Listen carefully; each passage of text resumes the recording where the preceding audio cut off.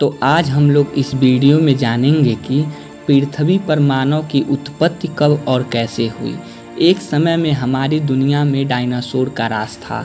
वे चलते थे जहां हम चल रहे हैं, इसी हवा में सांसें ली, इसी धरती पर लड़ाइयाँ लड़ी। लेकिन पृथ्वी पर मानव की उत्पत्ति कब और कैसे हुई, यह आपके मन में सोचने की बात है। बड़े विचित्र डायनासोर ने करीब 14 करोड़ सालों तक इस धरती पर राज किया। डायनासोर की कई प्रजाति थी, इसमें से कई शाकाहारी थे तो कुछ मांसाहारी, और कुछ डायनासोर बहुत शांत स्वभाव के थे और कुछ डायनासोर बहुत ही हिंसक और खतरनाक थे। उस समय के सबसे सफल जीव थे। लेकिन फिर अचानक ऐसा क्या हुआ, वह कौन सी घटना जिसने इनका नामो निशान मिटा दिया। आइए जानते हैं पृथ्वी पर मानव का जन्म कब हुआ। तो इसे जानने के लिए हमें करोड़ों साल पीछे जाना होगा और डायनासोर के उस अंतिम दिन को करीब से देखना होगा। तो आइए चलते हैं आज से 65 बिलियन साल यानी कि 6 करोड़ 50 लाख साल पीछे। आज से लगभग 6.5 करोड़ साल पहले धरती पर मौसम सामान्य था। चारों ओर सूरज की रोशनी बिखरी हुई थी, लंबे लंबे पेड़ों से टकराती समुद्र की ठंडी हवाएं और चारों तरफ डायनासोर के चीखने चिल्लाने की आवाज़ें। यह सारी डायनासोर प्रजाति जब यह आराम से धरती पर अपना जीवन बिता रहे थे, तब 10 करोड़ साल पहले इनकी किस्मत लिखी जा चुकी थी। 10 करोड़ साल पहले एक छोटा एस्टेरॉयड का टुकड़ा जो दूर अंतरिक्ष से आ रहा था, वह पृथ्वी के लगभग 20 करोड़ मील दूर मंगल और बृहस्पति के बीच चंद्र बेल्ट से घूम रहे एक बड़े एस्टेरॉयड से जा टकराता है।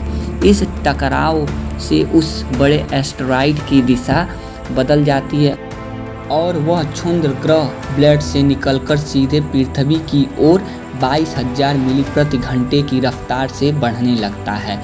जब यह एस्टेरॉयड पृथ्वी से 3,84,000 किलोमीटर की दूरी पर था, तब शायद धरती से डायनासोर का अंत ना होता यदि यह एस्टेरॉयड पृथ्वी से उपग्रह चंद्रमा से टकरा जाता। लेकिन नियति को कुछ और ही मंजूर था, इसीलिए यह बड़ा एस्टेरॉयड चांद से बहुत नज़दीक से गुजर गया। 40 किलोमीटर के वाष्प वाला यह ट्रिलियन मेट्रिक टन का एस्टेरॉयड प्रत्येक सेकंड के साथ साथ पृथ्वी के तरफ बढ़ा जा रहा था। यह एस्टेरॉयड जब पृथ्वी के वातावरण के संपर्क में आया तो इसकी रफ्तार एकाएक 70,000 किलोमीटर प्रति घंटा हो गई। पृथ्वी के वायुमंडल में घुसते ही घर्षण की वजह से यह एक भयानक आग के गोले में बदल गया। यह इतनी रफ्तार से धरती की ओर बढ़ रहा था कि सिर्फ 4 मिनट में अंटार्कटिक ओशियन को पार कर दिया। इसमें चमक इतनी अधिक थी कि पृथ्वी पर टकराने से पहले ही हजारों जीव आग के इस दहकते गोले को देखकर पूरी तरह अंधे हो चुके थे। जीव उस उल्का को देख नहीं पा रहे थे, लेकिन वह उसकी भयानक गर्मी को महसूस कर रहे थे। कुछ ही क्षण में यह एस्टेरॉयड सीधे खाड़ी के पास जमीन पर टकराता है और लगभग यह 35,000 डिग्री सेल्सियस ऊर्जा वाला एक भयंकर विस्फोट होता है। इस टकराव का विस्फोट लगभग 10 हाइड्रोजन बम के विस्फोट के बराबर था। यह विस्फोट इतना शक्तिशाली था कि इससे टकराते ही धरती पर लाखों टन धातु अंतरिक्ष में चली गई। टकराने वाली जगह पर 180 किलोमीटर चौड़ा और 20 किलोमीटर गहरा गड्ढा हो गया।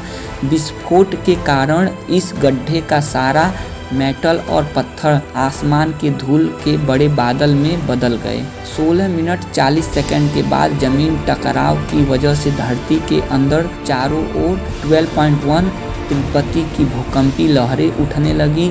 इस वजह से समुद्र में विशालकाय लहरों का निर्माण हुआ और एक के बाद एक सुनामी की लहरें चारों तरफ से बढ़ने लगी। भूकंपी तरंगों ने सभी सक्रिय ज्वालामुखियों को धक्का दिया। इसके कारण जगह जगह डायनासोर का विनाश शुरू हो गया और धरती के महाविनाश की प्रक्रिया आरंभ हो चुकी थी। इस भयानक विस्फोट में रेडिएशन की मात्रा इतनी बढ़ गई थी कि इसके 800 किलोमीटर की दायरे में आने वाले सभी जीव जंतु जलकर पूरी तरह राख के ढेर में बदल गए थे। इस महाविनाश में उड़ने वाले डायनासोर जमीनी खतरों से तो बच निकले, तो यह महाप्रलय की शुरुआत मात्र थी। विस्फोट की वजह से जो लाखों टन मेटल और धूल और पत्थर अंतरिक्ष में गए थे, ठीक 40 मिनट बाद आग के गोले के रूप में वे धरती पर बरसने लगे। साथ ही धूल का एक बहुत बड़ा तूफान 6000 किलोमीटर प्रति घंटे की रफ्तार से पृथ्वी की दूसरी तरफ मौसम लेकर आ रहा था। धूल के बादल कई किलोमीटर मोटे थे, जिसकी वजह से धरती पर सूरज की रोशनी पहुंच पाना असंभव हो गया। गर्म हवाओं का तापमान 100 डिग्री सेल्सियस से ज़्यादा हो जाने के कारण धरती पर लगभग सभी पेड़ पौधे की आबादी जलकर खाक हो गई थी।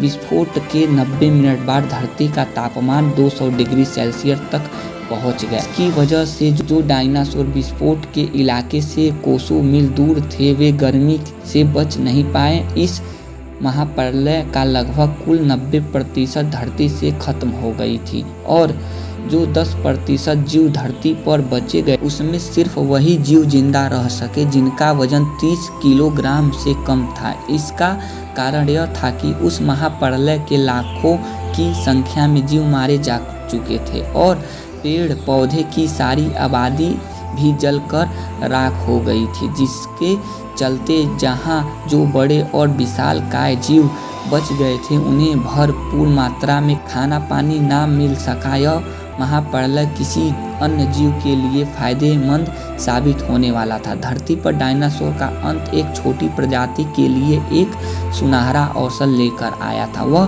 प्रजाति थी मैमल्स।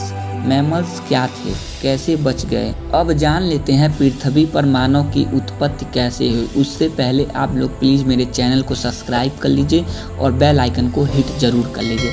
आज से करीब 40 लाख साल पहले अफ्रीका के पूर्व इलाके में एक नए पर्वत श्रृंखला का निर्माण हुआ, जिसे हम लोग माउंट एवरेस्ट भी कहते हैं। इस अफ्रीकन रिफ्ट वैली के पर्वत जहां आने वाले मौसमी हवाओं के लिए एक अवरोध बन गई थी और इस वजह से यहाँ के जंगलों में बारिश आनी बंद हो गई।